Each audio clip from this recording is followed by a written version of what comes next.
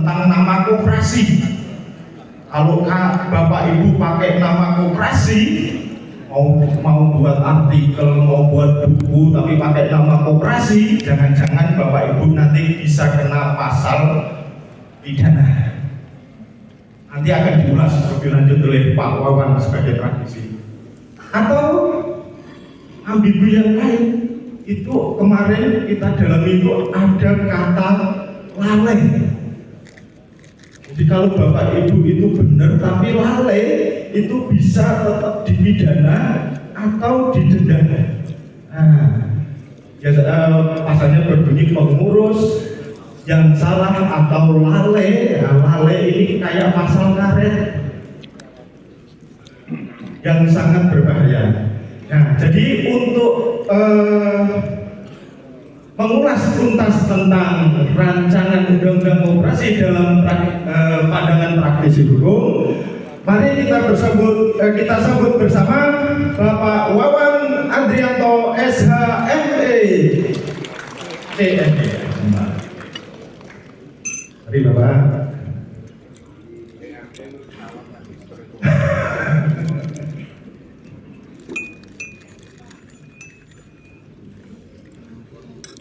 Oh iya.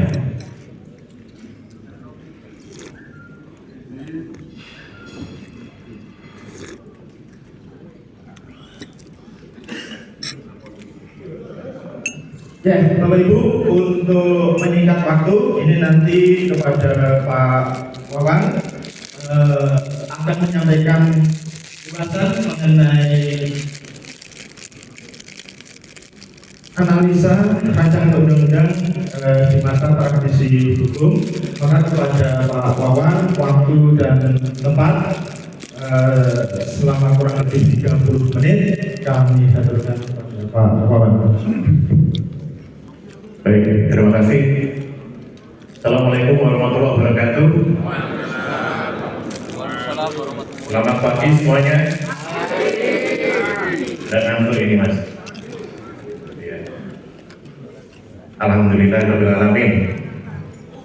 Hari ini saya nestoaken dawuhipun Pak Saat waktu kami ketemu di grupnya Forkopi untuk menularkan apa yang sudah kita kaji terkait dengan RUU Perkoperasian 2023. Kalau bicara RUU Perkoperasian itu banyak. Ada yang RUU tahun yang disusun adalah BPHN dulu. Itu sekitar tahun 2017-2018. Ada RUU Perkoperasian yang gagal jadi UU. Itu tahun 2019. Di carry over tapi nggak jadi. Nah sekarang lahir RUU. Walaupun sebetulnya juga bukan hal baru. Karena RUU yang baru, yang katanya baru ya Mas, itu hanya ubah yang di Undang-Undang 25 terus diubah dengan Undang-Undang Ciptaker. Maksud Ciptakernya dibatalin MK secara halus-halusan ya, terus ada di Undang-Undang P2SK juga mengatur koperasi meskipun dan koperasi KSPPS ya, dan juga Undang-Undang Ciptaker yang dari Perpu atau dari Undang-Undang pengesahan Perpu Ciptaker itu ada sebagian yang mengatur koperasi. Dan terakhir ini adalah Undang-Undang atau RUU Perkoperasian yang merubah itu semuanya. Merubah itu dalam arti kalau saya boleh katakan dengan bahasa jalanan itu tambal sulam. Jadi kalau Bapak mempelajari RUU ini secara keseluruhan, silakan baca undang-undang sebelumnya yang itu masih dinyatakan berlaku. Yang pertama. Yang kedua, jangan, ini pesan kami Mas, ini kesalahan umum banyak orang ketika membaca undang-undang adalah manut penjelasan undang-undangnya. Yang perlu kita ingat di undang-undang, di ilmu perundang-undangan, secara akademik maupun secara hukum, penjelasan itu bukan norma hukum. Penjelasan itu bukan norma hukum. Oke. Penjelasan itu hanyalah tafsir otentik pembentuk undang-undang. Jadi kalau semisal tadi kami kemudian diskusi dengan Pak Budi, kalau semisal ada satu norma yang itu dimasukkan di penjelasan, itu berarti bukan norma hukum dan itu bisa dipastikan berlaku atau tidaknya itu menjadi pilihan para penegak hukum alias subjektivitas Bapak. Karena kalau kita bicara soal tafsir, kita bicaranya banyak. Saya gunakan ini tafsir gramatikal. Ya. Kita gunakan ini tafsir gramatikal. Kenapa? Karena ini tafsir yang paling gampang. Orang awam pun bisa menafsirkan ini, meskipun pemaknaannya berbeda. Tafsir gramatikal itu tinjauannya apa? Tinjauannya berdasarkan Kamus Besar Bahasa Indonesia dan Pedoman Umum Ejaan Bahasa Indonesia. WEBI, di-download di internet bisa ya. Kalau kamus besar online aja bisa ya. Tidak perlu beli yang segede gambar ini. Kenapa gramatikal? Kalau ada tafsir lain selain ini, itu justru hanya membuktikan bahwa undang RUU ini memang multitafsir. RUU ini memang multitafsir, nanti kita tunjukkan. Makanya ini saya persandingkan, tadi kita diskusi, sempat sedikit diskusi dengan Pak Budi dan Pak Khairuddin tadi. Kita persandingkan the good side and the bad side dari RUU ini. Kita ngambil ini dari RUU versi Agustus 2023. Kalau ada yang versi itu kami tidak tahu yang setelah itu, karena kita belum diupdate di sebelumnya.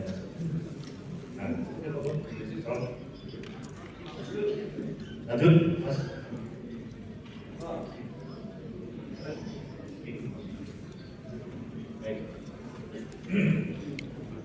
Nah, kita gunakan apa? Kalau asas gramatikal, kita menggunakan yang namanya asas kejelasan rumusan.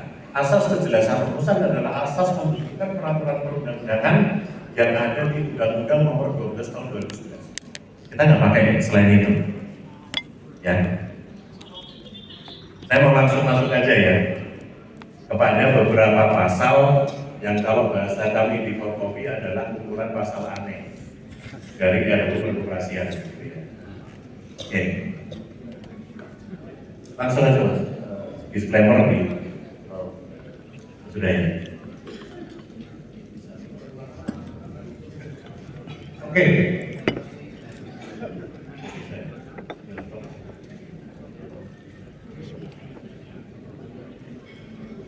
Salah satu laptop yang berisi materi saya dibawa ke sini. Ya lumayan. Oke, kita lanjutin ya. Contoh ini pasal anehnya. Nah, saya gini. Setiap orang dilarang memakai kata koperasi selain sebagai nama badan hukum koperasi dengan tujuan memperkaya diri sendiri atau orang lain dan atau mengakibatkan kerugian bagi orang lain. Aneh nggak rumusan pasal ini? Saya mau tanya nih. Ada yang sarjana hukum nggak di sini? Banyak. Saya mau tanya, aneh nggak rumusan ini pasal? Anehnya kenapa Pak? Kata koperasi, kalau seperti ini diberlakukan, maka yang bisa disebut koperasi atau yang bisa kita gunakan kata koperasi itu hanya untuk menyebut badan hukum koperasi. Artinya apa? Kalau kita nulis buku tentang koperasi, ya nggak boleh. Apa? Nyanyi koperasi apa mulai Pak? Karena hanya digunakan untuk menyebut koperasi. Misalnya ya, aku bertemu di depan kantor koperasi. Ketahuan polisi, masuk penjara Pak Samuel. Kenapa? Ya, itulah kenapa di Forkopi kita sebut ini pasal aneh Pak. Makanya Pak Andi Arslan Junaid ketua Forkop itu kalau jujur saya pasti makan aneh. Aneh-aneh. Karena memang undang-undang ini rumahnya aneh gitu. Ada yang ngerti Ecopin nggak? Ecopin University, Institut Koperasi. Ada yang lulusan sana? Baru? Oh, masih diskusi di sana. Masuk sejarah nanti. Mengasar. Jam berapa itu? Jam berapa seperempat. Karena ini butuh koperasi. Loh, apa salahnya sih ini butuh koperasi? Gitu loh. Kita tahu mungkin original intent dari pembentuk undang-undang ini adalah untuk mencegah penyalahgunaan nama koperasi untuk tujuan melawan hukum. Tapi kalau jadi rumusnya gini jadi aneh. Memperkaya diri secara tidak melawan hukum pun nggak boleh loh. Ibu bikin kaos judulnya "Ku berdiri di depan koperasi masuk penjara." Atau gambarnya bikin warung bakmi, yang nama misalnya salah satu koperasi, koperasinya Pak Saad misalnya, atau BMT Tamsis, warung bakmi depan koperasi BMT Tamsis, ditempel nama itu, otomatis masuk penjara itu. Karyawan itu penjara KB. Ini undang-undang apaan gitu loh. Maksudnya baik, kita ingat maksudnya baik.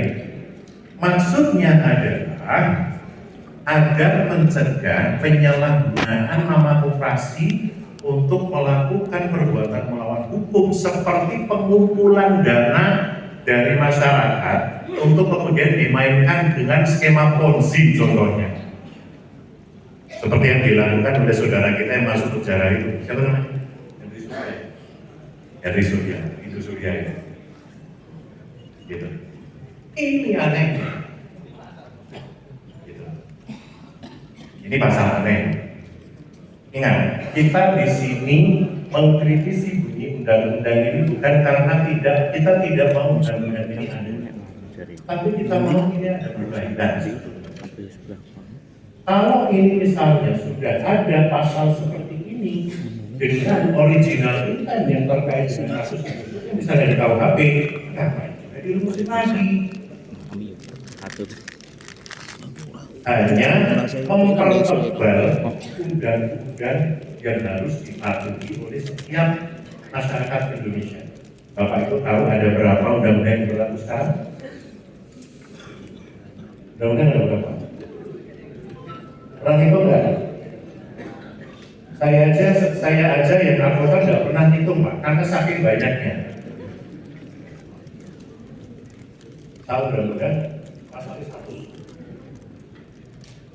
Terus misalnya gini, oke, kita lihat dari data itu sekitar lebih dari 300 undang-undang masih berlaku. Ini undang-undang kan? Ini undang-undang kan? 300 undang-undang masih berlaku. Ketika undang-undang itu ada 100 pasal misalnya, itu bagi bapak-bapak dan ibu yang pintar matematika, berapa pasal kita harus patuhi? 30.000 pasal ya. Nah, Al-Quran ada berapa? 6.000 sekian. Masa undang-undang ngalah ke Quran gitu? Ini orang ayat-ayat itu loh. Ini baru pasal, belum ayat-ayat. Artinya apa? Menggemukkan itu cukup menggemukkan sapi lah, jangan menggemukkan undang-undang itu bikin pusing. Bikin pusing pelaku koperasi. Kalau sekedar pemalsuan identitas atau masalahnya adalah apa istilahnya penyalahgunaan atau penipuan, kan sebenarnya kita bisa dengan kita tentang penipuan. Kenapa mesti bikin pasal kayak ini? Gitu. Next. Ya waktu kita sampai jam berapa?